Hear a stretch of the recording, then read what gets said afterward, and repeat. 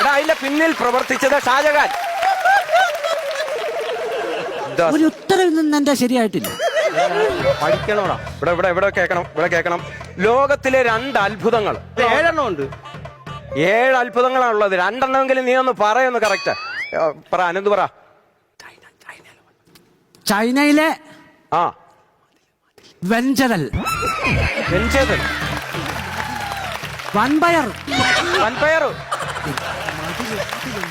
എടാ അത് ചീത്തയാണത്. അയ്യോ ഞാൻ മതിലെന്നാ പറഞ്ഞ. അങ്ങനെ മതിൽ എന്നാ പറഞ്ഞ. ചൈനയുടെ വൻമതിൽ. ആ തെറ്റിക്കരുതേ. ഇല്ല. രണ്ടാമത്തെ ഒരു അത്ഭുതം ഉണ്ടല്ലോ, അത് അഖില് പറഞ്ഞേ. കുട്ടപ്പനാര്? കുട്ടപ്പൻ നിന്റെ ഉപ്പാപ്പൻ.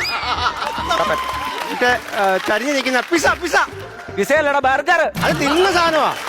എടാ അതിന്റെ പേരെന്തുവാന്നാ ചോദിച്ചത്? ഞങ്ങൾക്കറിയത്തില്ല, സാറെന്ന് പറ.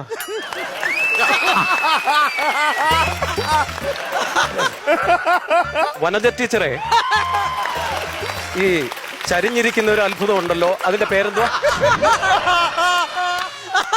കുഴപ്പമില്ല. എന്തോ പറഞ്ഞു സാറേ? ടീച്ചർ പറഞ്ഞിരിക്കുന്നത് ഈ ചരിഞ്ഞിരിക്കുന്നൊന്നും വലിയ അത്ഭുതപ്പെടാനില്ലെന്നാ ടീച്ചർ. പിന്നീട് നോക്കാം. ഏറ്റവും സംസാരിക്കരുത്. ഏറ്റവും കൂടുതൽ മഴ ലഭിക്കുന്നത് എവിടെ? അടുക്കള ഭാഗത്താ. അടുക്കള ഭാഗത്തോ? അവിടെ ഷീറ്റ് ഇട്ടിട്ടില്ല സാറേ, കൂടുതൽ അവിടെ കിട്ടുന്നത്. എടാ കേരളത്തിൽ ഏറ്റവും കൂടുതൽ മഴ ലഭിക്കുന്നത് എവിടെ? കേരളത്തിലല്ലേ എന്റെ വീട് ഇരിക്കുന്നേ. ഇനി അഥവാ ഞാൻ ഇനി പോയി എവിടെ ഇത് ലഭിക്കുന്നതെന്ന് നോക്കാം. അമ്മ മഴയെ തുറക്കുവോ, ഇറക്കി വിടുവോ, എങ്ങനെ കണ്ടുപിടിക്കും? അത് സത്യമല്ലേ? ഇറങ്ങി വാടാ. സാറേ ഞാൻ എപ്പോഴും ഞാൻ അങ്ങോട്ട് വരുമല്ലയോ. ഒരു പ്രാവശ്യം സാർ ഇങ്ങോട്ട് വാ, എന്തായാലും നല്ലതിനല്ല. ഞാൻ ആവശ്യക്കാരനായി പോയില്ലേ, ഞാൻ അങ്ങോട്ട് വരാം. കേരളത്തിലെ ഏറ്റവും മഴ ലഭിക്കുന്നത് കേരളത്തിലെ ഏറ്റവും മഴ ലഭിക്കുന്ന എവിടെ? ലക്കടയോ? ലക്കട എന്നാടാ? ലക്കടി. ഞാൻ ആരെ എടി പോടിന്ന് വിളിക്കുന്നത്. ഞങ്ങളുടെ അമ്മ അങ്ങനൊന്നും അല്ല എന്നെ പഠിപ്പിക്കുന്നത്. ഇനി ഹിസ്റ്ററിക്കകത്ത് എന്തെങ്കിലും സംശയം ചോദിക്കാണ്ടോ? സാറേ എനിക്കൊരു സംശയമുണ്ട്. എന്താ പറ. എനിക്ക് സംശയം ചോദിക്കുന്നവർ ഭയങ്കര ഇഷ്ടമാകില്ലേ? ഈ വാസ്കോഡ് ഗാമയുടെ വീട്ടുപേരെന്തുവാ? തടത്തിൽ പുത്തൻ വീട്. മറക്കാതെ എഴുതിയിട്ടാ അത്. എടാ അത് എന്റെ വീട്ടുപേരാന്ന്. വാസ്കോഡ് ഗാമയുടെ വീട്ടുപേരാ. അത് എന്തുവാന്ന്? എന്തിനു വരുവാടാ നീയൊക്കെ? സത്യം പറഞ്ഞു കഴിഞ്ഞാൽ നീ ആ ഹിസ്റ്ററിയുടെ പുസ്തകം മടക്കി വെക്കും. ബയോളജിയുടെ പുസ്തകം. അടുത്ത കോള്. ബയോളജി എന്നാൽ ജീവശാസ്ത്രം, അറിയാമോ? അപ്പം ബയോളജിയുടെ പടം വരച്ചോണ്ട് വരാൻ ഞാൻ പറഞ്ഞായിരുന്നു. വരച്ചോണ്ട് വന്നോ? ആനന്ദ വരച്ചോണ്ട് വന്ന് കാണിച്ചു. ഞാൻ വരച്ചത് സാർ. ഇങ്ങോട്ടേ ഇതല്ലേ ശരിയാകണേ. കൈ കൊണ്ട് നീട്ടി. കൈ നീട്ടാനോ? കൈ നീട്ടാ. എന്തിനാന്നറിയാമോ? ഇല്ല. കൊച്ചമീബയുടെ പടം വരച്ചോണ്ട് വരാൻ പറഞ്ഞപ്പം കൊച്ചിൻ കനീബയുടെ പടം വരച്ചോണ്ട് വന്നിട്ടുണ്ട്. എനിക്ക് സത്യം പറഞ്ഞാൽ മനസ്സിലായില്ല. ഞാൻ ഓർത്ത് കൊച്ചിൻ കനീബയുടെ പടം വരയ്ക്കുന്നു. സംസാരിക്കരുത്, ഞാൻ പറഞ്ഞേക്കാ വിടുന്നുണ്ട് കേട്ടോ. ഇനി ബയോളജി നിങ്ങളെ പഠിപ്പിച്ചിട്ട് കാര്യമൊന്നുമില്ല. ഫിസിക്സിന്റെ പുസ്തകം. ഫിസിക്സ് അഥവാ ഭൗതിക ശാസ്ത്രം.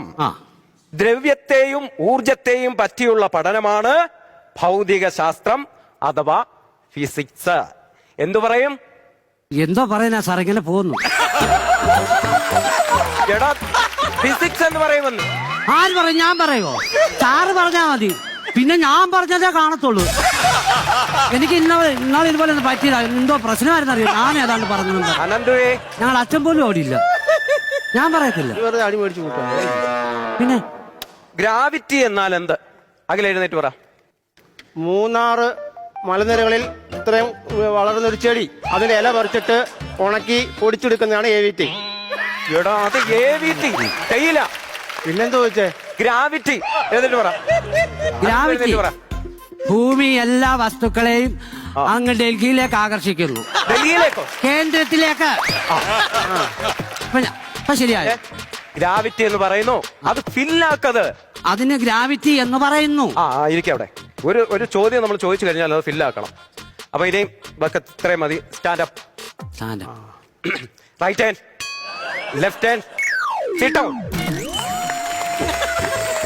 നമുക്ക് കുറച്ചു നേരം ഈ പഠിത്തമൊക്കെ മാറ്റി നിർത്തിയാൽ. നിങ്ങൾ പടമൊക്കെ വരയ്ക്കും? ഡ്രോയിങ് ഒക്കെ ഇഷ്ടമാണോ? കുറച്ചൊക്കെ വരയ്ക്കും. അപ്പൊ അങ്ങനെ ഉണ്ടെങ്കിൽ ഒരാള് അനന്തു ഞാൻ പറയുന്ന ഒരു ചിത്രം അവിടെ ബോർഡിൽ വരച്ചേ. ചെല്ല് ചെല്ല്. സാറേ വിഷയം പറ. വിഷയം. വിഷയം എന്ന് പറയുന്നത് ഒരു പുഴക്കരയിൽ ഒരു കൃഷിക്കാരൻ മീൻ പിടിച്ചോണ്ടിരിക്കുന്നു. ആറ്റില്. അത് വരയ്ക്കേ.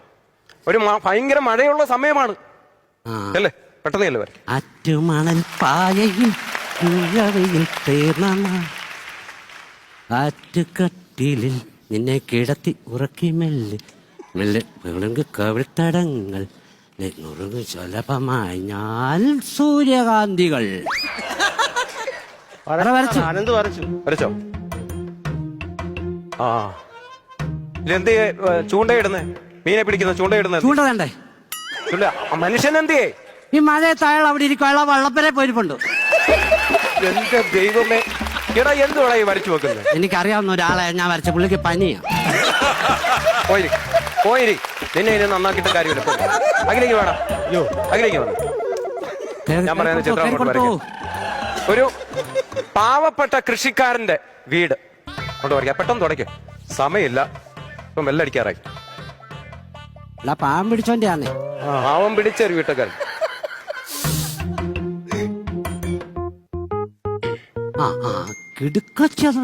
അത് അവൻ വരച്ചോട്ടെ, നീ അവിടെ ഇരിക്ക. അലക്കോ അവൻ. നിന്നോട് പറഞ്ഞോ നീ വരച്ചോ? വരച്ചോ മോനെ. എന്തുവാ അത്?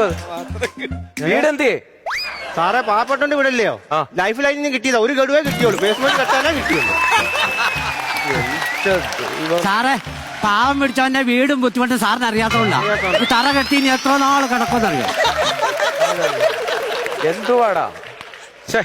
പിന്നെ ഇനി നിങ്ങളോടൊരു ദുഃഖ വാർത്ത ഞാൻ പറയുവാണ്. ദുഃഖ വാർത്തയോ? 16-ാം തീയതി ഞാൻ വിരമിക്കാൻ പോവാ. അയ്യോടാ. സാറ് പറഞ്ഞ നിനക്ക് മനസ്സിലായോ? ഇല്ല.